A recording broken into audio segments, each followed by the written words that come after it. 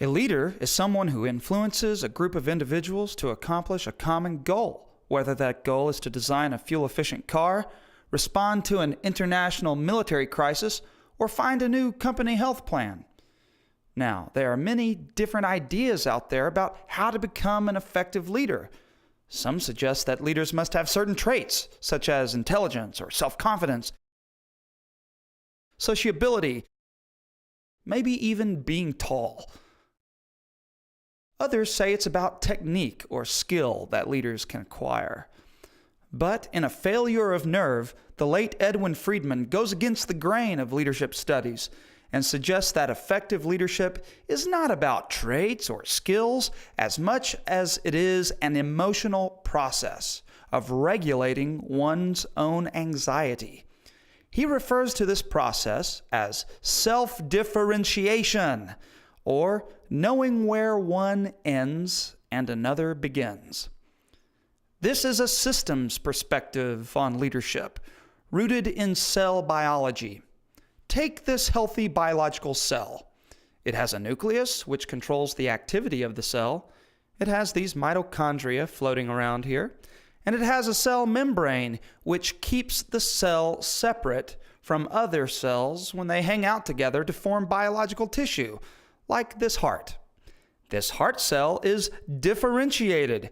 It knows its purpose is to pump blood. Bum, bum, bum, bum, bum, bum. Despite what these uppity brain cells may think. Bum, bum, bum, bum, bum, bum. Not only are we humans made up of these cells, we function like them.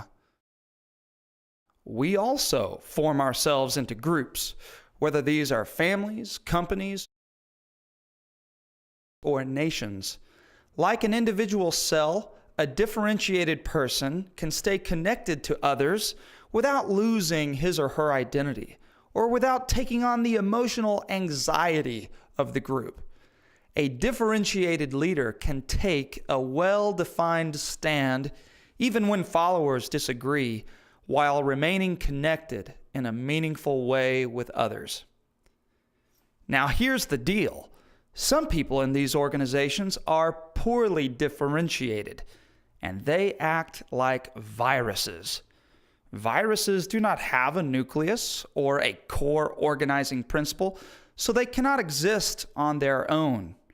Rather, they look for other poorly differentiated cells that are easy to latch onto. Well, this may look like harmless workplace gossip, but what they are doing is infecting the organization with their anxiety.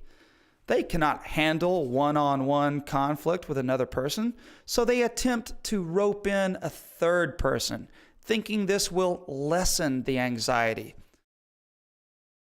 This is what Friedman calls emotional triangles. And if you are the one being roped in or triangled, it's so tempting to enmesh yourself with the drama. It's even flattering. Hey, you are being asked to help out in a situation, so this person must really trust you. But don't do it. Don't get triangled, because this only leads to getting stuck and only results in more anxiety in the system. And the infection spreads. And worse, it's bad for you. Friedman says that the chief cause of stress and burnout is not overworking like we all think, but getting stuck in other people's problems or getting triangled.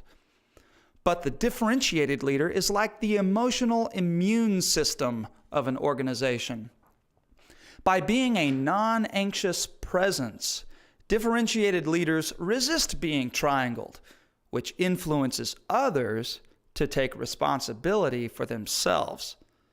This is very counterintuitive to those of us who are used to chronically anxious organizations.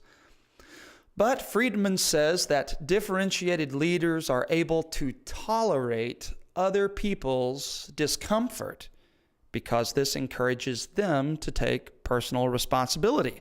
In the long run, the differentiated leader's presence has the effect of diffusing the anxiety in the organization, allowing it to develop and function in a healthy way. Now, about sabotage. Some organizational systems are chronically anxious. In other words, they have a lot of people who are poorly differentiated.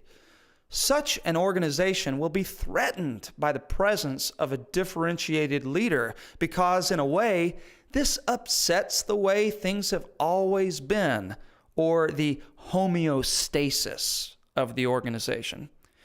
So, the chronically anxious organization will inevitably turn on the differentiated leader.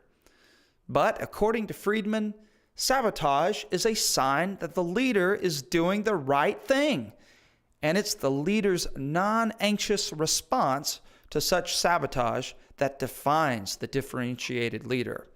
This, he says, is the key to the kingdom of effective leadership. The beauty of this approach to leadership is that it applies to anyone at any leadership level, whether you are, as Friedman says, a parent or a president. Finally, differentiated leadership is not a static condition. None of us arrives completely at this place.